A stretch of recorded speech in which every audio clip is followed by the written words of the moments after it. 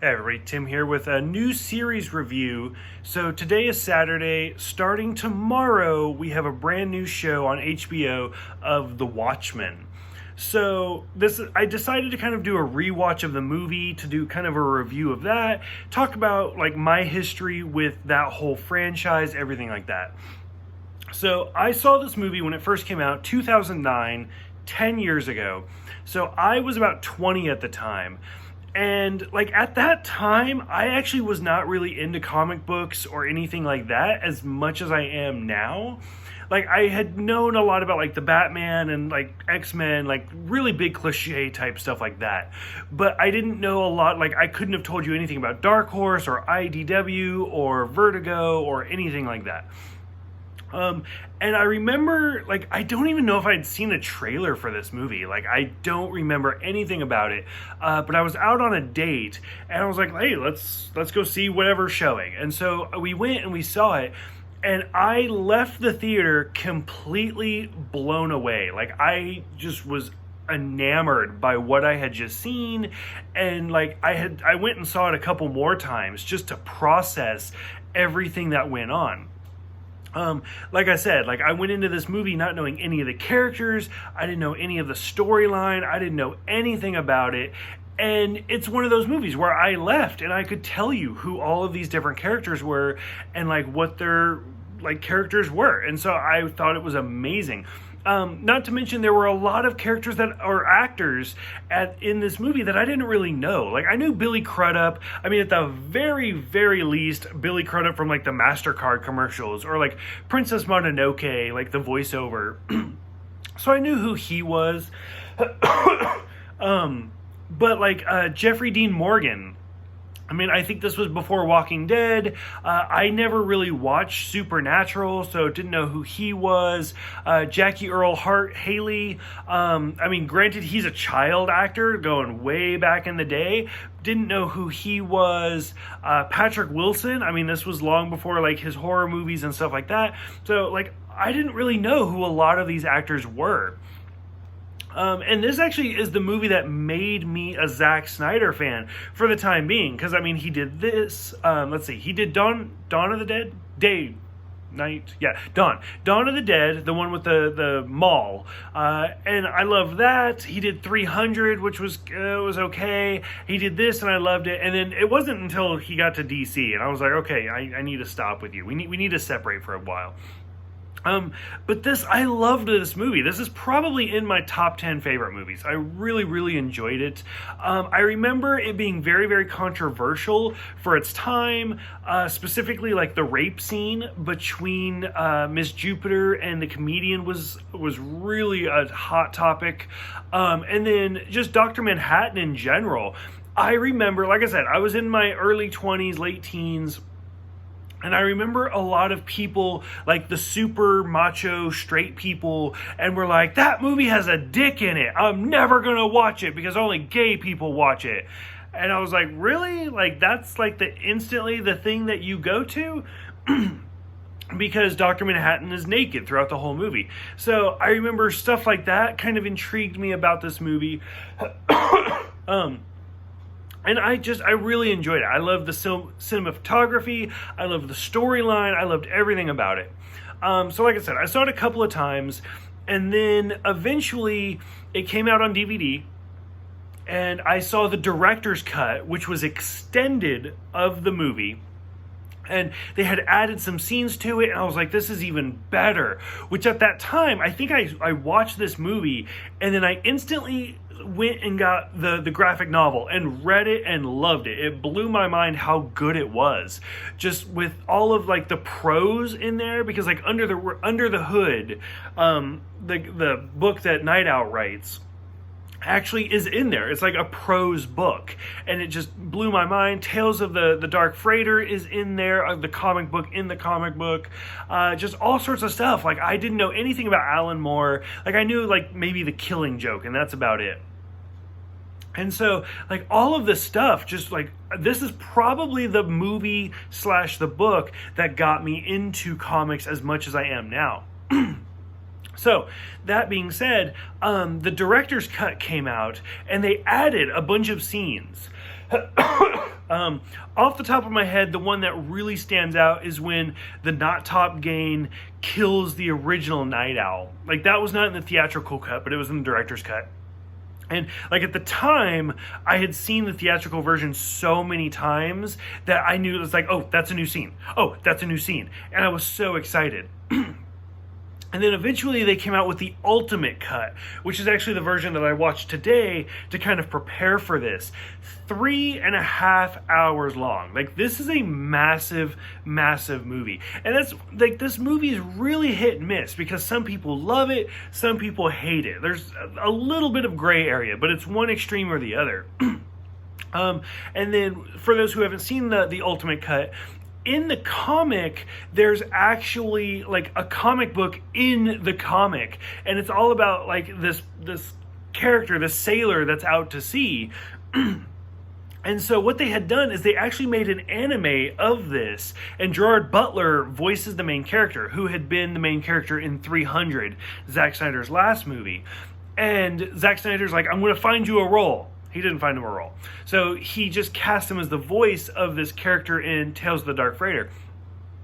And it's kind of an allegory for the overall plot of the Watchmen in general. So what they do, and it makes sense if you're reading the actual graphic novel, but they do an excellent job editing for this movie, where there's the character of the younger kid at the newsstand, and he's reading the comic book. And every so often, like, as the movie stops, it like stops on the comic and it like zooms in and it turns into this anime, and the anime will play for a few minutes and then it'll stop and then it'll zoom out and you're back to this kid reading it. It's so well done and it's so interesting. Like, I really, really enjoyed it. So, I could go on about this movie all day long. I have like 3 pages of notes, so obviously I'm not going to do that. But I just want to talk about some of like the main stuff that stood out to me.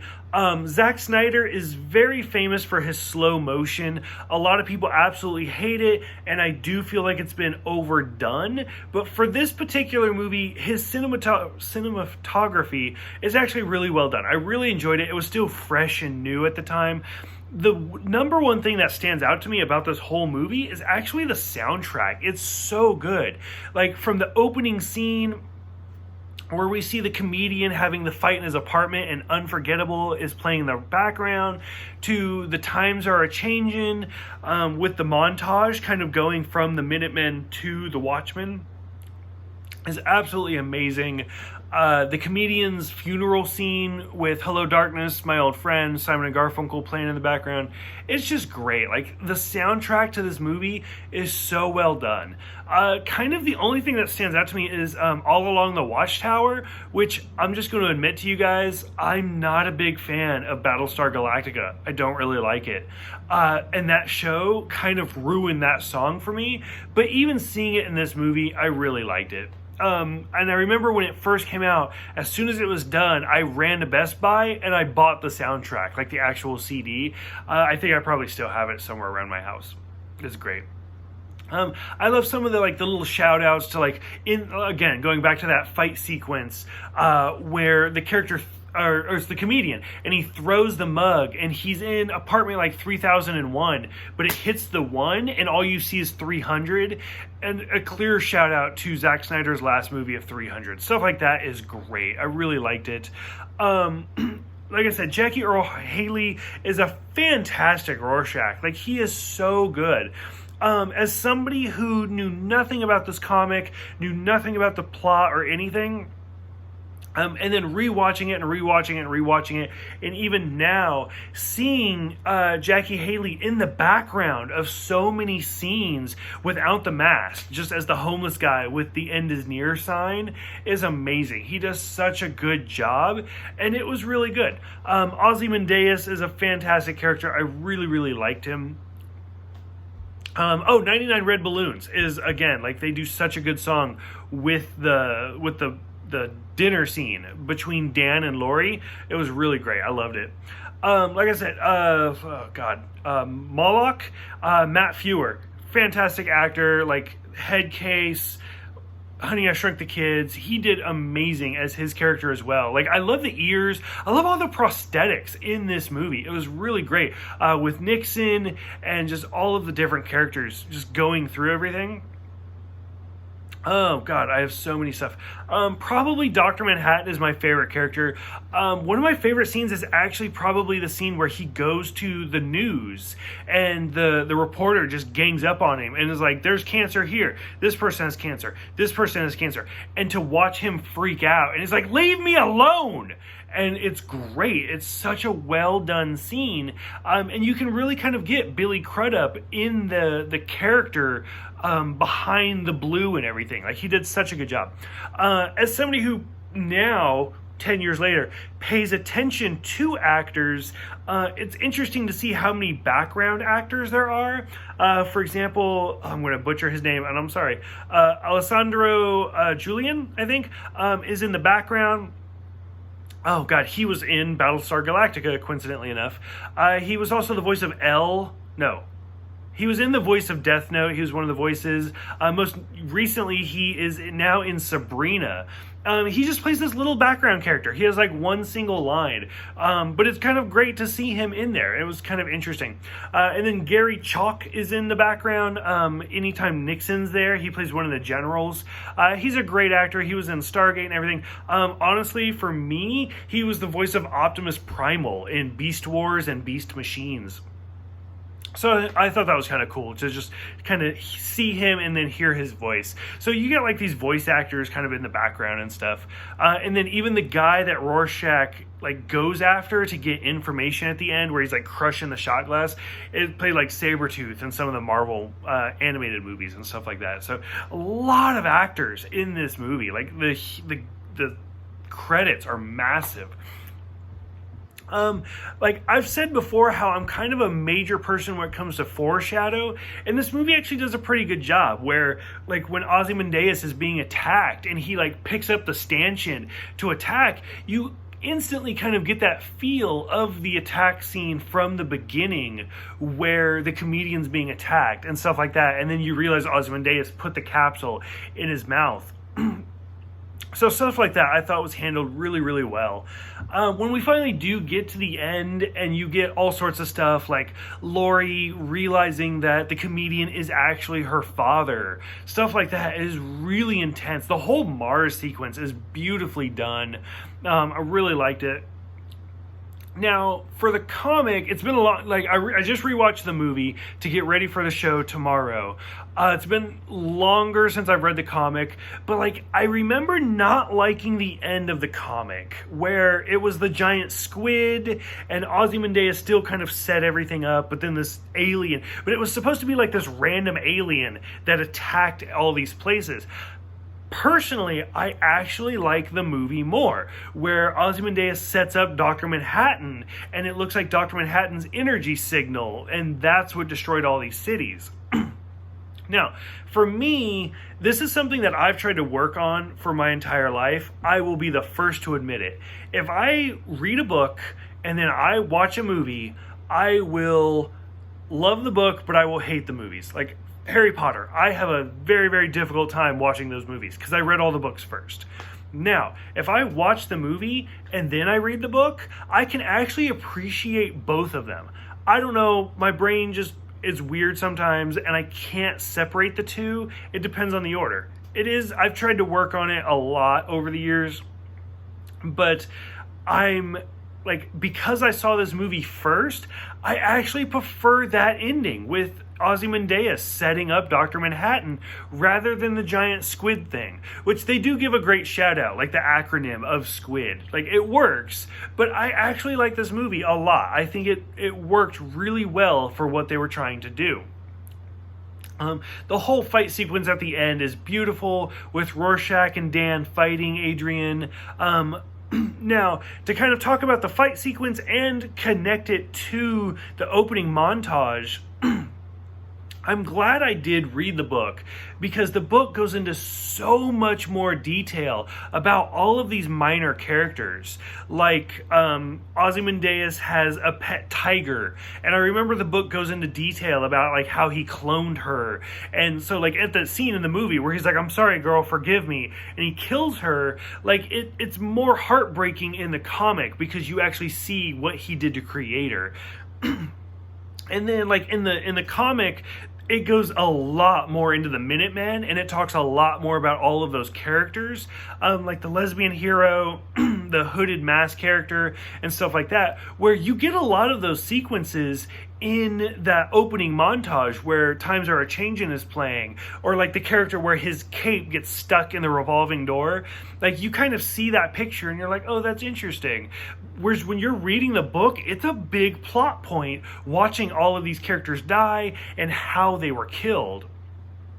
So I feel like the book and the movie really complement each other really, really well. Granted, I appreciate the movie more after reading the book, but still, I think they balance each other really, really well. When we finally get to that end scene where Dr. Manhattan actually kills Rorschach, I remember being in the theater like, what's happening right now? Like, and he even says, like, I'm not a comic book villain, which I think in the comic he says something like, I'm not a TV villain or something like that. Like, I'm not a serial villain or something. And I loved it. Like, I remember sitting in the theater like, what's happening right now? Like, the villain's winning. The only movie I could think of is like Arlington Road, where the villain wins, and it's like, this is happening right now. And you actually see like Bernard and Bernard like dying and stuff like that. And then Dr. Manhattan, like, where he's like, I'm not condoning, but I'm not condemning. And it's like, Dr. Manhattan's okay with this? And sure enough, he kills Rorschach. And like I remember seeing like the Night Owl, and he like takes off his mask and he's like screaming. I was in the same boat. I was like, how is this happening? And it was emotionally overwhelming because I had no idea what to expect. I was going into this completely blind. And it really won me over. I really, really enjoyed it. And it kind of reminded me a lot of like The Fifth Element, where I remember like Gary Oldman's character was kind of the same thing, where like he pushes the glass off the table and he's like, look, I created chaos, and now all of these like robots and animals have stuff to do because they have to clean it up now. So I have created order out of chaos. And that's kind of Ozymandias, where he's like, I'm going to create this huge catastrophe. I'm going to kill millions of people. But in doing so, billions of people are going to come together in a harmony that has never previously been done. And it's like, I don't even know how to process that. And unfortunately, the movie just kind of stops right there. Like, you kind of get the sense that, like, maybe he was right. And it's almost like a Thanos thing. Like, hey, I'm going to wipe out half the population, and now you all can team together, and it'll bring everybody together. And unfortunately for this movie, like, as soon as it's done, like, that's it. You don't know what happens. You get a little bit of closure between Laurie and Night Owl and all that, and her mom shows up, but you don't really see what happens in the long run. I love this movie. I think it's fantastic. I thought it was well filmed, well acted, well written. It was great. I will pretty much only watch the ultimate cut. 3 hours, 35 minutes. It's massive, but it's really worth the time. So all of that being said, the reason I rewatched it is because, like I said, tomorrow the brand new show comes out of The Watchmen. I don't know a lot about it because I've kind of tried to avoid spoilers. From what I know, the book/movie take place in, I think it was 1985. And then this new show actually takes place in the present of 2019. And so it's 35 years later, whatever, from when this action took place. Now, I don't know if it's going to be a continuation of the movie or the book. They're pretty hand in hand. It's just going to be, is it Dr. Manhattan that killed everybody? Or is there going to be a giant squid that killed everybody? But that's about it. 35 years later, what's going on? And so, like, I know Ozymandias is in it, and I think Silk Spectre's in it, but not a lot of other characters. It's not a remake of the book. It's not a remake of the movie. It's a continuation of those storylines. So I'm super excited to watch this. Like I said, I could go on forever talking about, like, Rorschach's, like, growing up scene where he goes after, like, the guy that killed the little girl. I could talk about the prison scene all day long, stuff like that. I could go really into depth with this. Just on the top of it, I love this movie. I thought it was great. For those who have seen it, it's been 10 years. What did you guys think? What did you think when it first came out? What do you think about it now, 10 years later? Go ahead, let me know. And then if you guys are going to be watching the new show tomorrow, let me know what you guys think about that. So thank you guys for everything, and I will see you guys tomorrow.